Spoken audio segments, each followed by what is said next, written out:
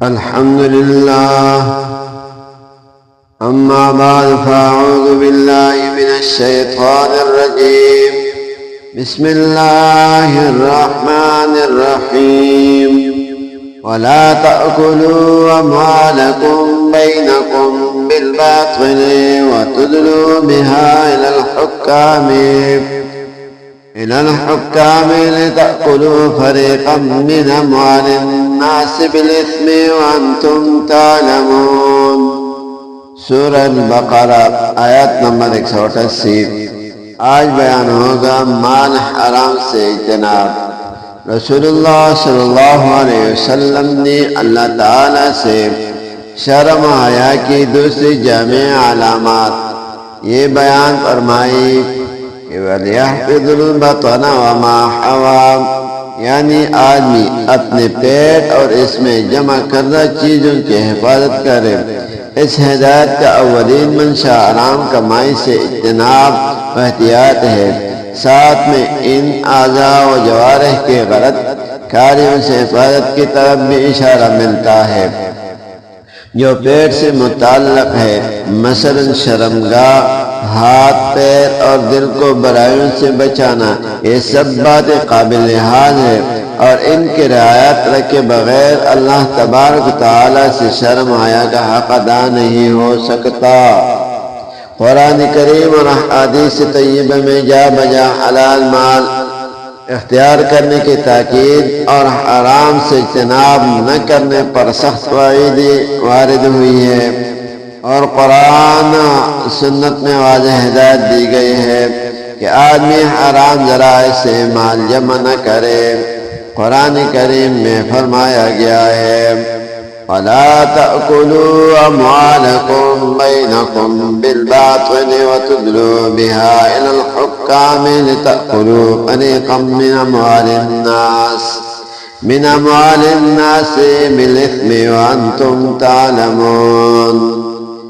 اس آیت کا ترجمہ اور نہ کھاؤ مال ایک دوسرے کا، نہ حق اور نہ پہنچاؤ ان کو حاکموں تک کہ کہا جاؤ کوئی حصہ لوگوں کے مال میں سے ظلم کر کے نہ حق اور تم کو معلوم ہے. ایک جگہ یتیموں کا مال نہ حق کھانے پر اس طرح نکیت فرمائی گئی ہے قرآن مجید میں ان الذين يأكلون أموال اليتامى ظلما انما يأكلون في بطونهم نارا وسيصلون سعيرا. سورہ النساء آیت نمبر 10.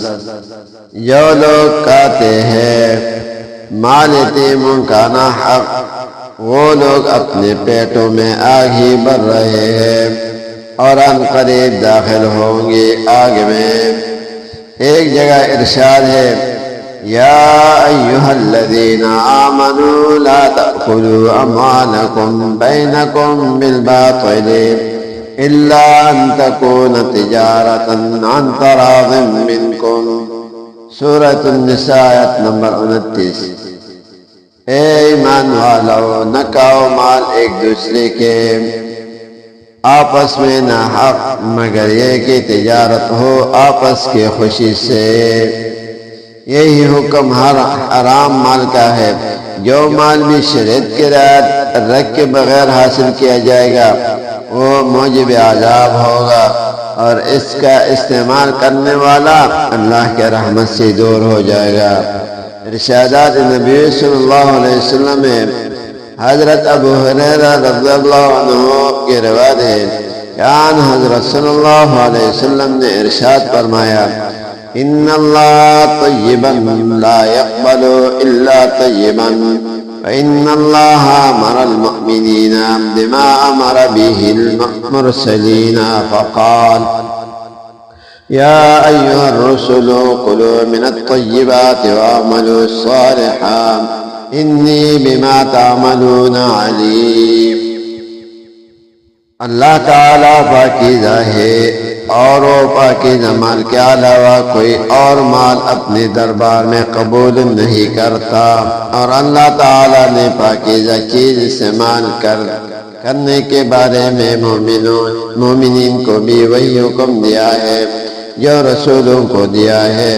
چنانچہ اللہ تعالیٰ نے فرمایا اے رسولو کھاؤ عمدہ پاکیزہ چیزوں میں سے اور کام کرو نیک، بے شک میں تمہارے کام سے واقف ہوں۔ انشاءاللہ تعالی اس کے اگلے بیان آئے گا دوسرے پارٹ میں۔ اللہ تعالی ہمیں حرام مال اور کمائی سے بچائے، اللہ تعالی ہمیں پاکیزہ مال دے۔ آگے ایک وظیفہ آپ کو بتائیں گے۔ وظیفہ یہ ہے کہ ہر جائز مراد پورا کرنے کے اور ہر مشکل کام کو آسان بنانے کے لیے یہ آیات پڑھے 113 بار۔ یفرح المؤمنون بنصر اللہ ینصر من یشاء وہو العزیز الرحیم۔ پارہ نمبر 21 آیات نمبر 4-5 سورۃ الروم۔ یہ آیات ہے 21ویں نمبر 21 پارے میں اور سورۃ الروم کیا ہے، اور آیات 4-5 سورت کے 4 نمبر آیات اور 5 نمبر آیات یہ ہے یفرح المؤمنون بنصر اللہ ینصر من یشاء وہو العزیز الرحیم۔ ہر جائز مراد پورا کرنے کے لیے اور ہر مشکل کام کو آسان بنانے کے لیے یہ آیات آپ پڑھے، انشاءاللہ تعالی آپ کا کام مکمل ہوگا۔ 113 بار پڑھنا ہے، اور جو بھی تلاوت اس میں جو بھی وظیفہ کرنا ہے تو باتیں وغیرہ اس میں نہیں کرنا ہے۔